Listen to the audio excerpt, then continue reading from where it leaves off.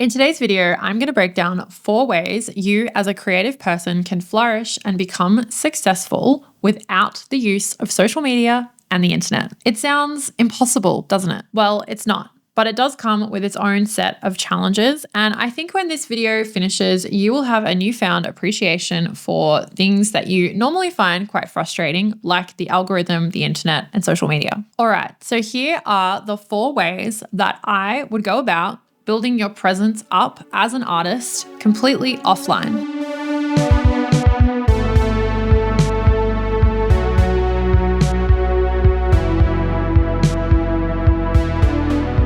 If you want to make it as a creative in this world, you need to make connections, otherwise known as networking, a word that generally most people don't like and kind of gives them the ick. If you were looking to build a presence around yourself and your work and make connections, and doing this offline without the use of social media, it would mean that you would have to attend a lot of events and physically be in spaces where things were happening. This might look like going to small art shows that your friends have, little pop-up shows. It could be gallery openings, bigger exhibitions, making sure you're plugged into your creative community and looking out for things like panel discussions.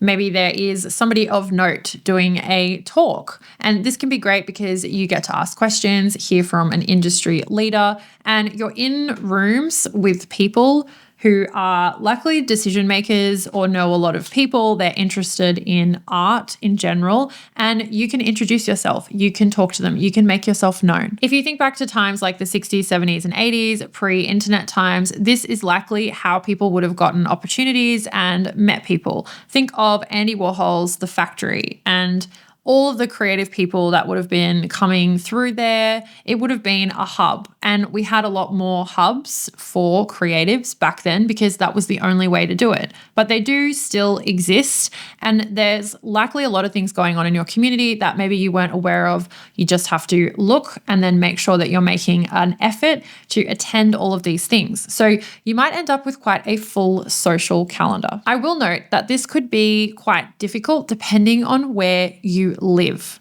So I am somebody who lives somewhere where art isn't necessarily at the forefront of the culture here. I used to live somewhere where it was, and there was a lot more going on. There was a real milieu of creative people to tap into. So this is kind of the first problem with trying to make it or, get something going around your art offline is you are somewhat tied to your location. And if you live in a sleepy suburb or just somewhere that's, prioritizing different things, it can be really hard to get access to the right people and the right events, the right things. Whereas if you were living somewhere like New York or LA, there's likely going to be a lot more going on. The upside to having that kind of problem is that it will be less competitive. So there's a chance for you to build something without competing with so many people like you would somewhere like New York or LA. And you also might find that there's a more dedicated, smaller community of people that really want that, and you can tap into that and be at the forefront of it. So it could be used as a positive as well, but it's definitely not as democratic as the online world that allows you access globally to anyone, anywhere.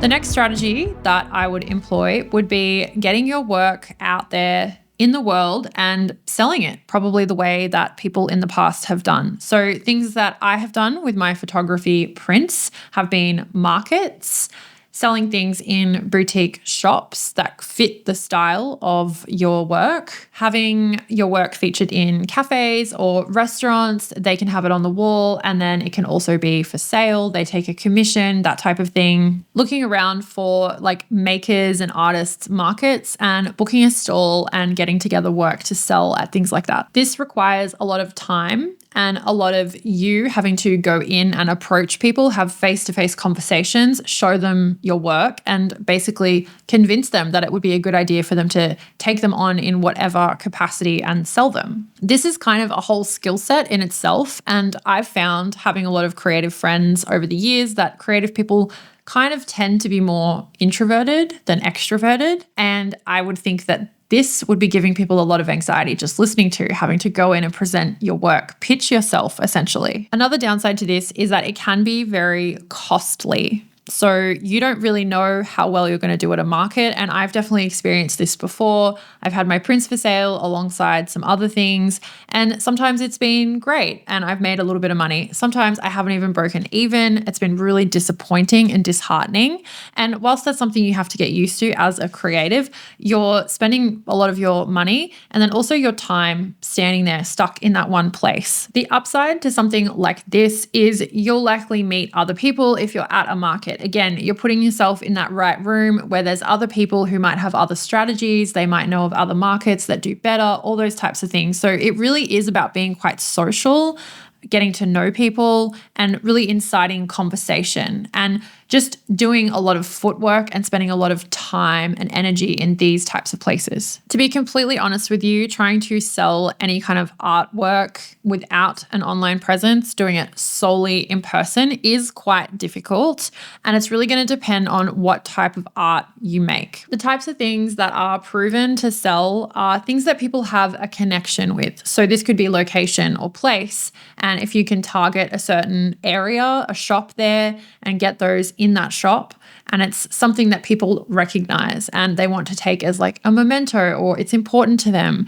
Things that are digestible and more commercially viable are probably going to be an easier sell than artwork that is quite abstract or my photography that generally doesn't have much of a story. It's more graphic and abstract. I found that quite a hard sell in the real world, unless you know the right people. So you really need to look at your work and be honest with yourself when you're deciding whether you're going to put all of your eggs in the online basket or the offline basket and decide, okay, who would be interested in this?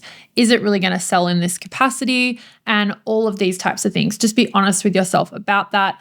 I am somebody who's not very commercially viable and I have just accepted that. And that's totally okay because there are plenty of other avenues and this channel is here to give you all of them.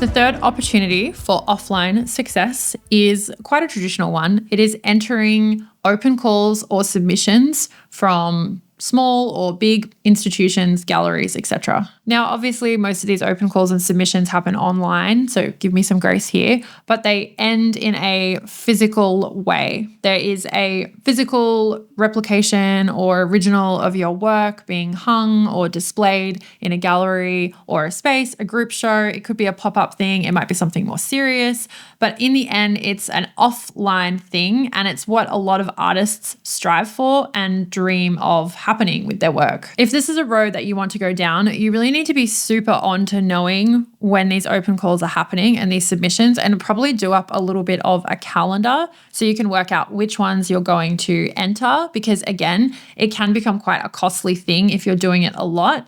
Yes, there are plenty of free ones, but often the bigger ones, the more prestigious ones, you have to pay to enter. It's really important to pick and choose the ones that fit your work, because sometimes it might just be a case of not really fitting the theme, not speaking to you, or depends who's on the panel. A myriad of different things are going to go into whether you get picked or not. And I would kind of say that this is a little bit of a downside. A great strategy here that I would recommend you do is go and look at the past winners of these competitions and see what type of work is being picked out, and is that reflective at all of the work you do. I know myself, I have looked at photography competitions and open calls and thought, oh, I'm going to enter this.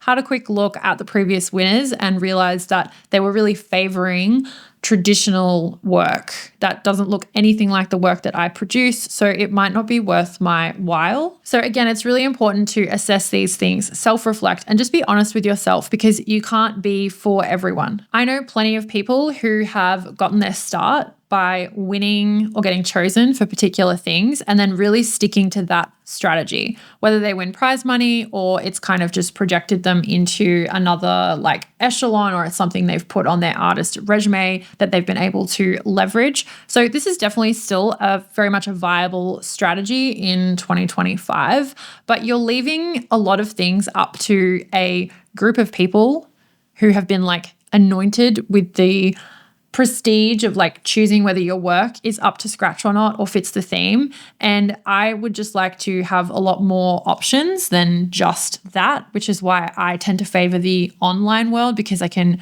reach more people and I feel like I'm actually more in control, even though there are things like the algorithm. I find with a panel of judges, it's like, do these 4 people like my work enough to put it in? And I'm just letting them decide. So when you look at it like this, we've kind of just replaced the judges or the lecturers or all the people in like the high art society, the traditional world, with the algorithm. People talk about, whether the algorithm is going to bestow views on my reel or the algorithm gods or whatever. And it actually doesn't work like that at all. But these two things are quite similar. They're the gatekeepers. The online gatekeeper is the algorithm and like what Mark Zuckerberg decides to do on Meta this week. And then the offline world gatekeepers are these judges on these panels or people who can make decisions for you, the connections you can make, the privileged people maybe who have more time and money. Anyway, I'm getting a little bit carried away here because I have strong feelings about this topic. But what I'm saying is there will always be a gatekeeper. You just have to decide which boss you want to defeat. I don't submit my photography work as much as I used to because I found that it wasn't a very fruitful endeavor for me particularly. And this is something that maybe you guys just might need to hear or you can learn from. I had my photo shown in a gallery here. It's the biggest gallery where I live. And I was so excited to be chosen for this show. It was going to be on for about 3 or 4 months and it had a big opening night. There was a lot of other very reputable Australian artists that were in this show. So it felt like a really big deal to be chosen. There was a big event for the opening night and all of the artists were there, people in the industry. And I felt really excited to see my photo like printed and framed on the wall in a proper real life, like real time gallery. Maybe this was very naive of me, but I was expecting a lot of opportunities to come from being in this exhibition. I was sorely disappointed. Throughout the entire exhibition, I had one person message me to say that they had gone and seen the photo and they put it on their Instagram story. They were on holiday here and they saw it and they tagged me. And that was right at the end of the exhibition. No one else mentioned to me that they had seen the photo and nothing really came of it. I had a small opportunity to have a studio space, which turned out to kind of be a bit of a shit show, to be honest, and not really what it was meant to be. And I felt like all of these things just weren't really adding up to anything that was projecting me forward as an artist. And I'd be way better off going back to making YouTube videos, being in control and making so much more of an impact online. I wanted to share that story because sometimes what you think you want as a creative isn't actually what you want. And I walked away from that with a newfound appreciation for the online world and for YouTube and for how many people message me every day saying how they either love my work or they're loving the videos that I'm sharing and the connections that I've made with people globally who I otherwise wouldn't have been able to connect with.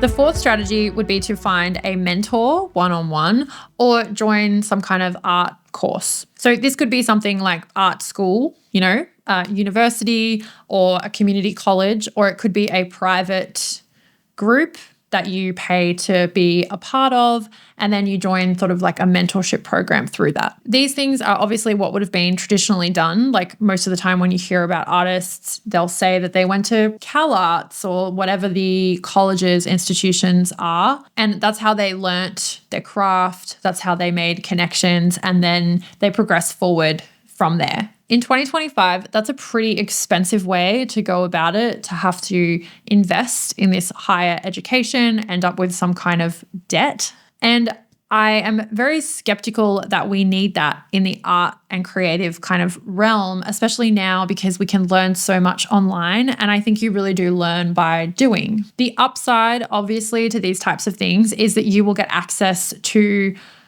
materials and resources that you maybe wouldn't otherwise. And you'll also be able to access the community the other people that are there, your peers, they're people you meet, and then you can collaborate with, you can start other projects with, you can bounce ideas off. And then, of course, your teachers, your lecturers, however it works, they can connect you with people, they can advise you. So all the money you're spending, you're getting access to those things. That might be something that is very advantageous to you, but it's definitely not a path that I have gone down with photography.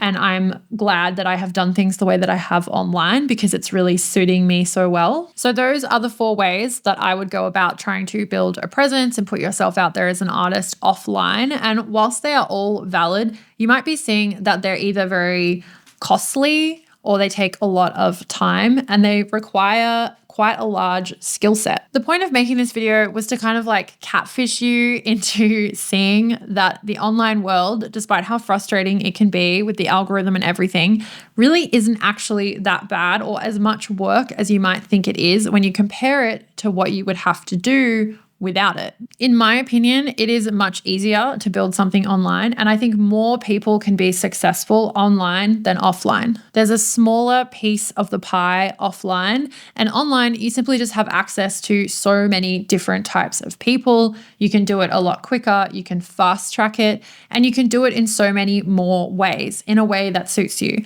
So if you are a person that is quite introverted, you can do it from the comfort of your own home. You can never really sort of show your face too much and just voice over things, or just do it in a way, share in a way that feels comfortable to you. Whereas if you do it offline, you are 100% going to have to be in physical social situations very regularly with people, unless you happen to just be super privileged, know people, and your work is out there already. Most aspiring artists want a taste of the real world. We want to see our work in front of us physically, and I would never discourage anyone from going after those opportunities. So take some of the strategies that I've shared today and go after those opportunities, but also bolster it up with some online presence as well, because both things can sort of feed together and help you get to the ultimate goal. I would suggest trying to find a synergistic balance between the two, and maybe pop some submission dates on your calendar and maybe go to a couple of art openings. Talk to people, as scary as that might be for you, get to know people, connect, and then also be making sure that you are doing something like creating content or building an email list or just sharing a little bit more about yourself online so you can connect with people there as well. And then those two worlds can collide. So when you do something in person, you can document it and share it online. Or, when you do something online, you can incorporate that with the people that you've met offline. If you're watching this video, it's very likely that you are pretty sick of platforms like Instagram. So watch this video here to find out how great Substack is as an online platform for creatives.